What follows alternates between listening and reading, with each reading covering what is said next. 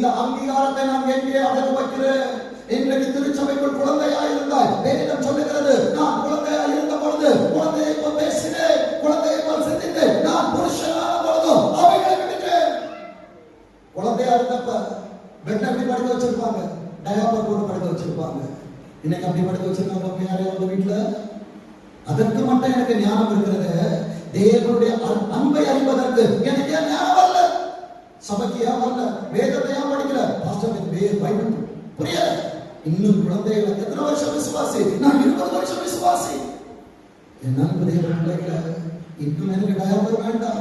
கர்த்தரின் துணை இருந்தால் எனக்கு போதும். வேதம் சொல்லுகிறது பாருங்க, 2 ராஜாக்கள் 4ஆம் அதிகாரம், 2 ராஜாக்கள் 4ஆம் அதிகாரம் 10ஆம் வசனத்திலே சுனேமித்தி அடுத்த காரியத்தை என்ன செய்கிறார் என்றால், நம் மெத்தையின் மேல் ஒரு சிறிய